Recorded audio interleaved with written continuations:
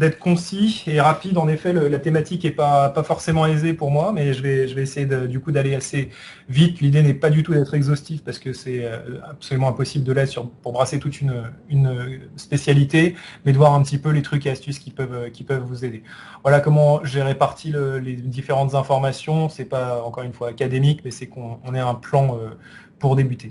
Alors déjà quelques réflexes, des réflexes diagnostiques de ce que vous pouvez voir dans des comptes rendus de radiologie, des comptes rendus de correspondants. Il faut savoir aussi, il y a beaucoup de choses qui sont graves en neurochirurgie, il faut aussi savoir se rassurer sur certaines causes, et en particulier, donc, au niveau des résultats d'imagerie, on peut voir souvent des notions de kystes, alors des kystes périradiculaires, qui sont juste des dilatations de la gaine qui n'ont aucune espèce d'importance, les kystes de Tarlov, les kystes arachnoïdiens ou isolés de la glande pinéale, ces choses-là n'ont pas de gravité dans l'immense majorité des cas, pour ne pas dire dans la totalité des cas, donc ce sont des choses que vous pouvez, sur lesquelles vous pouvez vous rassurer si vous retrouvez ce type de résultat à l'issue d'un examen d'imagerie.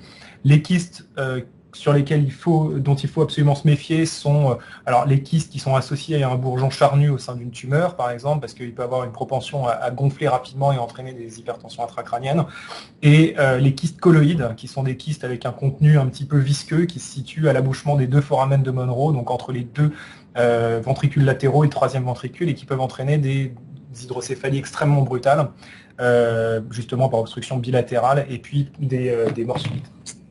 Donc ça, c'est une méfiance à avoir. Autre chose, par contre, sur lesquelles on peut aussi se rassurer, c'est qu'en neurochirurgie, il y a la partie neuro, bien sûr, mais la partie chirurgicale, c'est qu'il faut quand même qu'on ait un petit peu de biscuit pour faire une opération, et qu'il est techniquement impossible ou extrêmement difficile de réaliser une intervention quand le problème est absolument microscopique. Donc quand dans les comptes rendus, vous voyez une lame d'hématome sous-dural hémisphérique, ou alors, je vous ai mis un méningio millimétrique, ces choses-là ne sont jamais chirurgicales, simplement parce qu'on va faire plus de dégâts et essayer d'enlever un micro-élément en laissant la nature tolérer ça. Donc voilà, il faut savoir un peu se rassurer. Je vous ai mis ensuite un raisonnement qui me semble utile. Il y a deux types de raisonnements que je vais vous exposer, qui me semble important d'avoir et qu'on a classiquement en neurochirurgie. Là, je pars d'un exemple qui est le suivant. Alors, je vais raisonner devant vous pour vous dire comment j'aurais raisonné face à un patient comme ça. Et puis, on va un peu déconstruire le mécanisme. Donc, en gros, c'est un patient qui présenterait une céphalée occipitale brutale, donc une céphalée évocatrice d'une pathologie de fosse postérieure, avec un vomissement. Et puis, le mot « puis » est important, secondairement, qui en quelques minutes va développer des troubles de la conscience avec un Glasgow 8, et puis donc là, une symptomatologie qui s'est instaurée depuis une vingtaine de minutes. Quand on a donc il faut déjà savoir quel est le problème, où se situe le problème, parce que pour un trouble de la conscience, on va le voir, il y a différents coupables potentiels, et puis deuxième étape, de savoir qu'est-ce qu'on fait, est-ce qu'il y a des choses à faire, est-ce que les choses sont dépassées, et c'est là aussi le deuxième pan de ce à quoi on va réfléchir. Alors face à un trouble de la conscience, je fais un point spécifique là-dessus parce que ça peut être source de confusion. Il y a deux grands mécanismes pour les causes neurologiques de troubles de la conscience. Soit c'est un problème général en sustentoriel avec des grands classiques que sont l'épilepsie, une hypertension intracrânienne qui peut être liée soit à de l'hydrocéphalie, avec toujours, il faut garder en tête la notion que c'est un mécanisme de goutte à goutte, l'hydrocéphalie, donc c'est rarement... évidemment, j'ai commencé par le contre-exemple du kyste colloïde, mais c'est extrêmement rarement quelque chose de très brutal, c'est quelque chose de rapide, mais de non brutal.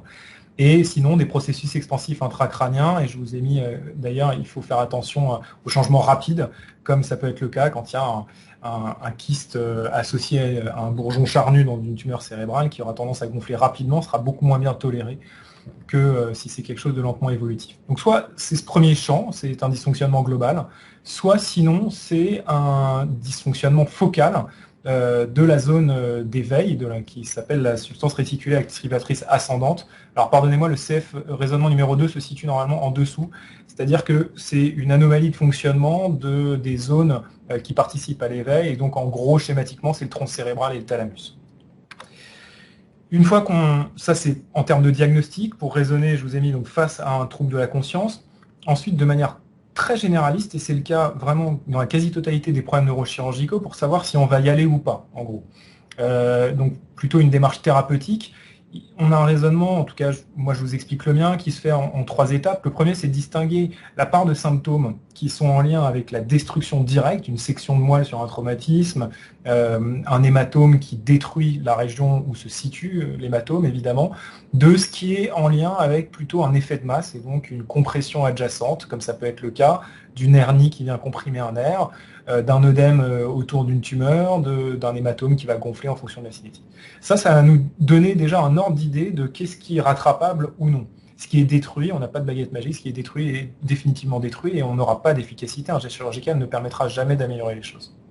La deuxième étape à savoir, c'est de savoir par rapport à ce qui est aux symptômes qui sont en lien avec uniquement une compression, un syndrome d'un d'effet de masse, de savoir quelle est la tolérance de la structure en question à cette compression persistante. Parce qu'il faut savoir que dans le système nerveux, une compression persistante va conduire inéluctablement, lorsque c'est prolongé, ensuite ce délai est très variable en fonction des structures, va mener à une destruction.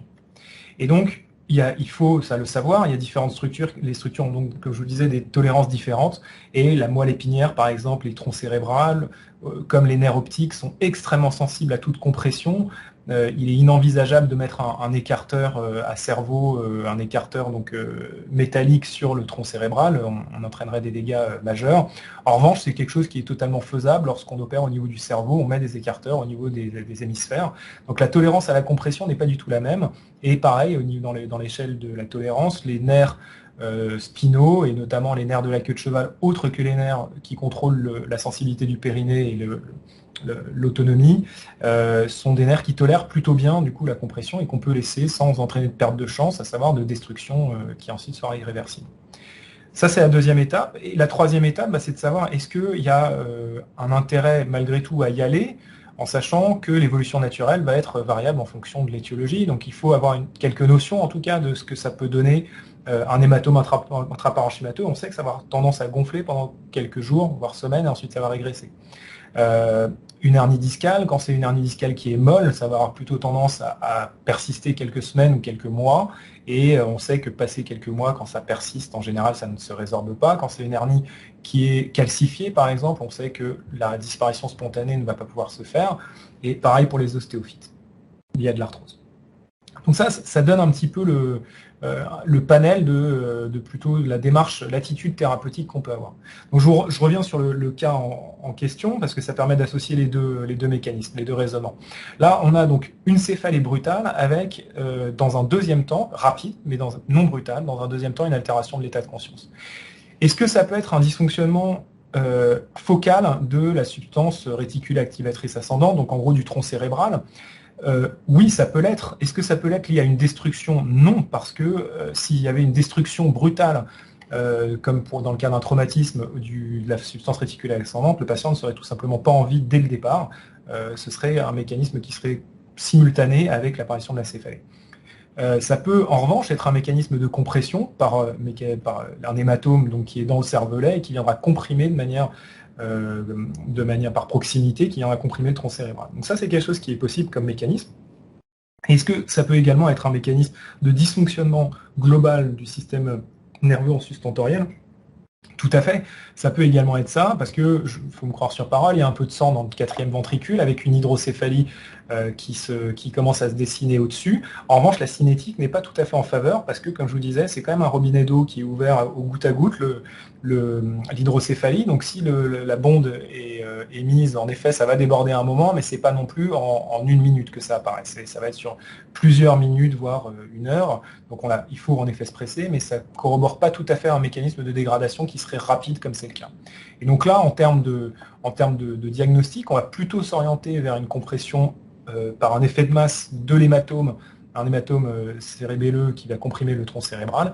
Et est-ce qu'on a le temps de laisser la pathologie évoluer pour son propre compte? Non, parce que ça ne va pas se résorber spontanément et ça va en tout cas mettre plusieurs jours, ça va gonfler. Or, je vous avais dit, le tronc cérébral tolère très mal la compression, et donc la stratégie à adopter dans ce cas-là sera une évacuation de l'hématome pour lever la compression le plus vite possible. Voilà un petit peu le type d'exemple qu'on peut utiliser pour associer ces deux types de raisonnement. Un autre type de raisonnement on peut appliquer ce type de raisonnement également dans le cadre d'une pathologie bénigne de une hernie discale lombaire. Tant qu'il n'y a pas de perte de chance parce qu'il n'y a pas de déficit moteur ou de signe de dénervation, de destruction du nerf, à ce moment-là, on peut laisser sa chance à la résorption spontanée. Mais si cette hernie sur un scanner montre qu'elle est complètement calcifiée, que c'est dur comme de la pierre, on sait que d'attendre n'aura pas vraiment d'intérêt dans la mesure où la résorption spontanée n'est pas possible. Voilà, schématiquement, le raisonnement, j'ai passé un peu de temps là-dessus parce que ça peut vraiment s'appliquer à l'ensemble de la neurochirurgie, et étant donné qu'on ne peut pas tout brasser, ça permet quand même de voir quelque chose qui s'applique dans plusieurs domaines. On va juste passer rapidement, par contre, des points un peu plus spécifiques des différents organes qu'on est amené à traiter. En pathologie crânienne, il y a eu beaucoup de modifications. Je vous ai mis là, c'est des images de neuronavigation. On a désormais des GPS qui nous permettent de se guider, et puis de la chirurgie éveillée, du gamma knife qui rentre dans les gestes qu'on réalise. Un mot sur le syndrome frontal. Le syndrome frontal, on a tous la vision du syndrome frontal. Il y a un micro qui est allumé. On a tous la vision du syndrome frontal désinhibé qui va faire la visite avec nous dans le service ou autre. Ça, c'est un classique qui est facile à diagnostiquer, mais ne pas passer à côté d'un syndrome apathique qu'on n'expliquerait pas, même en ville. Voilà, ça peut être sur le versant donc amotivationnel, et ce versant-là, plus ralenti du syndrome frontal, il est plus difficile à diagnostiquer, donc n'hésitez pas à faire une imagerie. On va tomber occasionnellement sur une pathologie, un méningiome olfactif au mieux, et puis sinon un glioblastome, comme ça peut arriver. Un mot au sujet des méningiomes. Alors là, je vous ai mis, vous aurez les diapos, mais en gros, sur les liens entre les méningiomes et les médicaments, les macroprogestatifs, il est recommandé, en gros, de faire une IRM avant de prescrire, c'est en tout cas les fortes doses de type Androcur, et puis de faire des imageries régulières à partir de 5 ans, à peu près 3 à 5 ans, en fonction des molécules. Là, je vous ai mis les différentes molécules, mais retenez qu'une imagerie avant, une imagerie en cours de traitement, et à réévaluer conjointement avec le patient de manière régulière. Voilà, vous retrouverez tout ça, et je vous ai mis la référence si vous êtes confronté régulièrement à ce problème-là. Nous, de l'autre côté de la barrière, comment on va réfléchir quand on nous adresse et que vous nous adressez à un patient qui a un méningiome et qui prend un traitement hormonal? La première étape en général est de l'arrêter, évidemment, et puis on va vérifier là aussi, parce qu'il y a des résorptions qui se font spontanément. Encore toujours le même raisonnement, si on est dans une localisation où l'on peut espérer une régression à l'arrêt, eh ben on va se donner le temps de voir une résorption ou non. Si c'est un méningiome qui vient comprimer le nerf optique, eh bien on ne va pas forcément laisser le temps au méningiome d'éventuellement se résorber à l'arrêt du traitement, mais on sera obligé d'aller l'enlever parce que, comme je vous le répète, le nerf optique, comme le tronc cérébral et la moelle épinière, ne tolèrent pas une compression prolongée. Un mot sur la traumato, un article qui a fait parler de lui l'an dernier. Les traitements par corticoïdes n'ont pas montré d'efficacité dans un papier du New England dans l'administration pour les hématomes sous-duraux chroniques. Donc voilà, c'est pas contre-indiqué de le faire, mais il n'y avait pas de balance, la balance bénéfice-risque n'était pas tout à fait en faveur de ça. Donc ce sera probablement recontrôlé, mais pour l'instant, c'est la première vraie étude qui montre qu'il n'y a pas vraiment d'efficacité à en prescrire. Donc quand c'est un hématome sous-dural symptomatique, il faut l'opérer. Un piège classique, un gros déficit principalement moteur sur un patient qui a un tout petit hématome. Pensez à une crise d'épilepsie avec une paralysie de Todd, donc c'est-à-dire un déficit post-critique qui peut expliquer des variations, et en recontrôlant l'état neurologique, on voit que ça s'améliore spontanément. Et ça peut rassurer un petit peu. Quand on a un hématome sous-dural chronique qui récidive, il y a 2 étiologies principales à évoquer. Un problème post-opératoire, ce sera un empième. Là, c'est un scénario un peu catastrophique parce qu'on passe d'un petit trou de trépan de 2 cm à une craniectomie large avec lavage antibiotique, une ostéite, etc. C'est des scénarios souvent catastrophes. Et puis, ce qu'on appelle une brèche ostéodurale, il faut y penser si c'est un patient qui a un antécédent notamment d'accident de la voie publique ou de ponction lombaire itérative pour X ou Y raison. Là, je vous ai mis au niveau cervical un exemple de brèche et une collection. Ça va faire un effet siphon et puis ça va décoller la dure mère. Ça peut donner principalement des hématomes sous-duraux bilatéraux. On passe rapidement, toujours, désolé pour le pas de charge, mais aux pathologies rachidiennes. Là, je vous ai mis également quelques avancées. On a désormais la navigation au niveau rachidien également, ce qui était compliqué puisque les vertèbres bougent à la différence de la boîte crânienne qu'on peut fixer dans une tétière. Et puis, il y a eu l'avènement des techniques dites mini-invasives où on dilate les muscles plus qu'on les découpe, ce qui permet une récupération plus rapide et diminue la morbidité. Toujours dans l'idée de pouvoir rassurer certains de nos patients. Un mot sur la hernie discale cervicale. La hernie discale cervicale, il faut bien distinguer deux mondes. La hernie qui va dans le foramen et la hernie qui va dans le canal. Quand ça va dans le canal, ça peut entraîner une compression médulaire. Et là, vous avez raison de dire à vos patients qu'il faut se méfier du risque de dégradation neurologique brutale en cas d'un traumatisme cervical même mineur, parce que la moelle gonfle lorsqu'elle est contuse, et donc ça peut entraîner une dégradation brutale quand le contenu augmente dans un contenant qui est déjà restreint. En revanche, quand c'est l'image de gauche avec une compression qui est exclusivement foraminale, ça va donner plutôt le tableau de névralgie cervico-brachiale, et ça, ce fragment-là a extrêmement peu de chances de donner une compression médulaire, et donc le risque de paraplégie ou tétraplégie en fonction de la hauteur est extrêmement faible. Donc ces patients-là, on peut les rassurer dans le sens où, entre guillemets, ils n'ont pour l'instant que la douleur et qu'il n'y a pas de risque neurologique immédiat. Un autre papier qui a fait parler de lui dans notre spécialité en chirurgie lombaire cette fois-ci, c'est un autre papier de l'an dernier du New England qui invite plutôt à considérer les interventions chirurgicales de manière plus précoce pour les hernies discales lombaires, probablement du fait de l'amélioration des techniques chirurgicales dont je vous parlais avec le mini-invasif notamment, et puis pareil, ne pas forcément laisser apparaître des douleurs neuropathiques pour lesquelles la décompression, toujours le même mécanisme, les douleurs neuropathiques sont des destructions nerveuses, et si on est moins efficace sur les destructions nerveuses que sur le fait de lever une compression. Donc plutôt intervenir plutôt tôt que tard, et ça semble être la tendance actuellement. Les interventions qu'on réalise sur la colonne vertébrale pour soulager les maux de dos sont extrêmement rares, enfin en tout cas assez rares. Il y en a deux principales, dont une qui est plutôt nouvelle, qui date d'une dizaine d'années. C'est les douleurs d'origine discale. Il y a en IRM, sur des séquences qui sont dites sensibles à l'inflammation, c'est ce que vous avez ici sur l'image A au milieu, il peut y avoir une inflammation des plateaux vertébraux en regard d'un disque malade, et cette inflammation va entraîner des douleurs discales avec des blocages, changement de position, ça va être également des douleurs en fin de nuit avec un horaire inflammatoire. C'est ce type d'atteinte-là, qu'on appelle un signe de Modic 1 ou de Modic par extension, peut être en cas d'échec d'un traitement médical bien conduit qui doit comprendre évidemment des antalgiques, des anti-inflammatoires en cure courte et une immobilisation par une orthèse externe, donc un corset, en test thérapeutique. Ça peut être une excellente indication à réaliser un geste d'arthrodèse, donc de faire fusionner, l'idée étant un peu comme deux fragments d'un os long qui continueraient de se chatouiller après une fracture. La douleur cède lorsqu'on a mis le plâtre, et ça permet de traiter des douleurs quand l'indication est bonne. L'autre indication est quand il y a une douleur qui est liée aux articulaires postérieurs, et les articulaires postérieurs, on ne va aller les opérer et les fixer que quand il y aura un geste de décompression neurologique à faire également.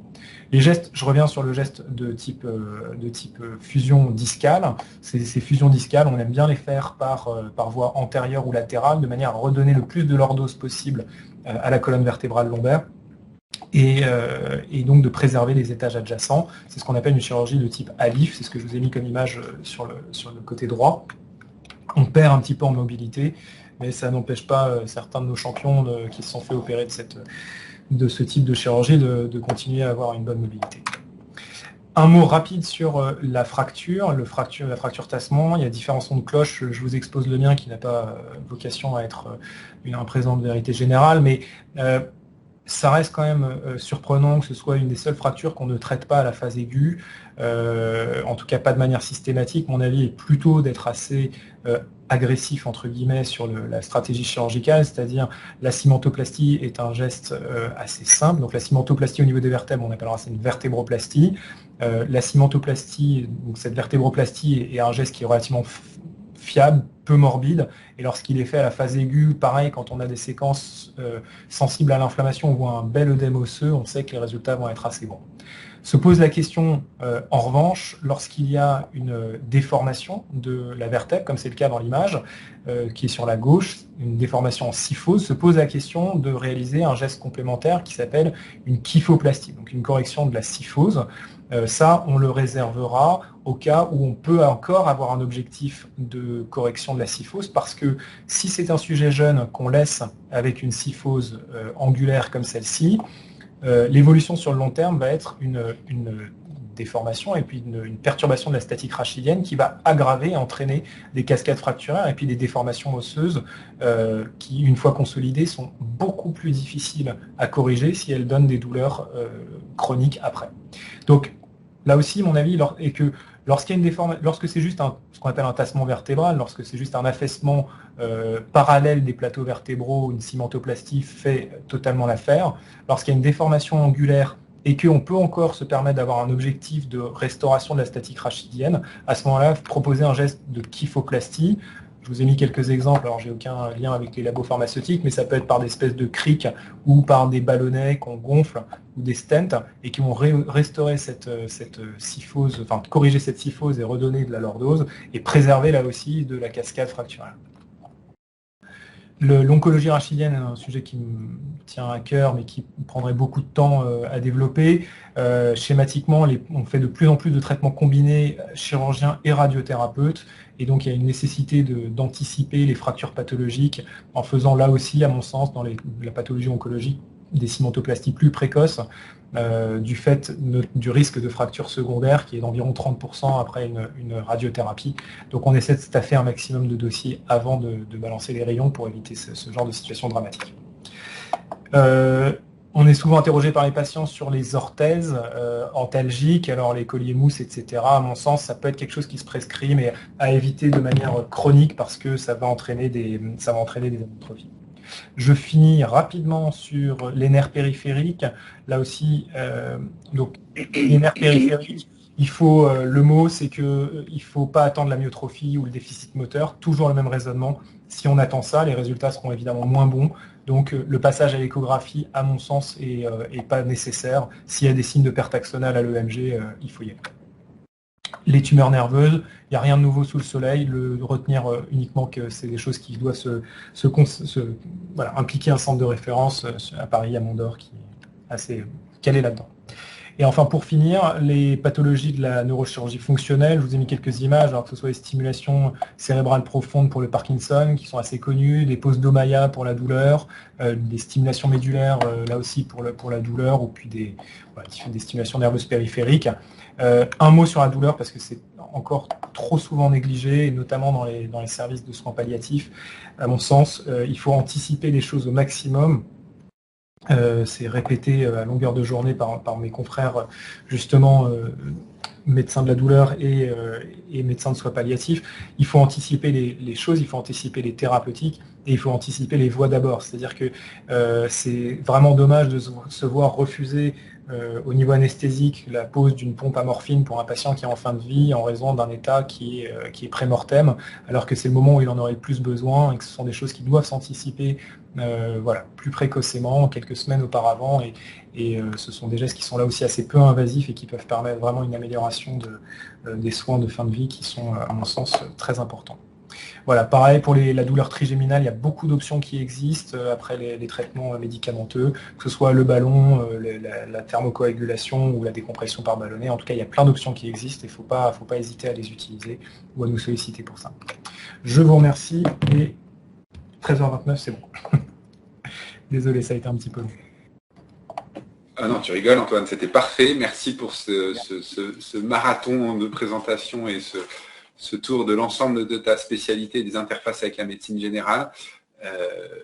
Je sais en plus la réflexion que ça t'a causé pour essayer d'être bien dans le sujet, donc merci beaucoup à toi. On va se prendre quelques minutes pour des questions.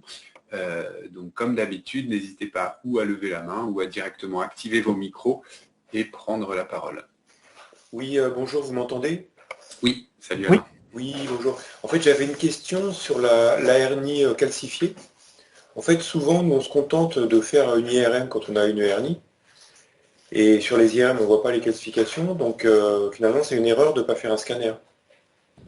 Alors, erreur, c'est un bien grand mot, mais c'est-à-dire que avant un geste chirurgical, la hernie permettra déjà, l'IRM permettra déjà d'avancer de manière significative. On arrive à voir un peu déjà sur le signal en T2 quand il y a quasiment un manque de signal complet. Ça oriente quand même plutôt vers quelque chose de calcifié, que ce soit en T1 ou en T2. Ensuite, il y a des éléments de cinétique qui peuvent orienter. Quand c'est une hernie exclue, elles sont extrêmement rarement calcifiées. Donc, il y a des éléments, il y a des fois où on peut quand même se passer du scanner, donc c'est pas une faute. À titre personnel, je ne me lance jamais sur, par exemple, une hernie discale cervicale sans avoir un scanner en préopératoire, parce que c'est pas du tout le même type de chirurgie d'enlever quelque chose qui est comme du chewing-gum et devoir fraiser un ostéophyte au contact de la moelle épinière. Donc les risques opératoires que j'expose aux malades ne sont pas les mêmes. Au niveau lombaire, voilà, sur des hernies exclues, on peut se passer, à mon sens, de réaliser le scanner, mais sinon, dans tous les autres cas, en effet, je demande un scan et une IRM avant d'opérer. Tout à fait. Merci. Antoine, comment la question va peut-être être un petit peu large, je ne sais pas si faut la diviser on va dire, en pathologie cérébrale et pathologie rachidienne, mais l'idée étant de fluidifier le parcours du patient entre la médecine générale et la neurochirurgie. Quels sont les principaux écueils, erreur c'est vraiment ce ne serait pas le bon mot, pour les patients qui te sont adressés? Est-ce que certains tu les retrouves adressés trop tard, et si oui, quels seraient tes conseils, ou enfin trop tôt, et si oui, quels seraient tes conseils? Alors, non, en effet, c'est très pratico-pratique, et je pense que c'est une bonne façon de réfléchir à ça. En rachis, alors pour commencer, parce que je fais beaucoup de chirurgie rachidienne, des écueils, c'est en effet quand des signes de dénervation arrivent, quand le patient a des douleurs neuropathiques qui commencent donc les réveils nocturnes, les dysesthésies, etc. C'est dommage de voir les patients qui ont traîné avec des douleurs initialement qui étaient par excès de nociception pendant plusieurs mois, années, et qui ne soient adressés, à mon sens, que à ce stade-là, parce que le discours, là aussi, le discours préopératoire n'est pas du tout le même. La récupération risque d'être beaucoup plus difficile. Au niveau douloureux, à mon sens, on a une perte de chance de récupération parce que voilà, les douleurs séquelaires restent malgré tout. Donc ça, c'est à mon avis un point important. Au niveau du crâne, non, je vous ai dit le petit piège qu'il peut y avoir sur les syndromes frontaux. On peut facilement se faire avoir. Donc j'aurais l'imagerie assez facile sur des pathologies, voilà, où on a un ralentissement idéomoteur, une dépression inexpliquée sans facteur déclenchant particulier. Voilà, ne pas hésiter à faire des imageries. On tombe malheureusement de manière assez... Alors j'ai un biais de recrutement de l'autre côté, hein, mais c'est un mode d'entrée, à mon avis, qui n'est pas assez décrit. Principalement, c'est ça qui me vient en tête. Parfait. Merci beaucoup, Antoine.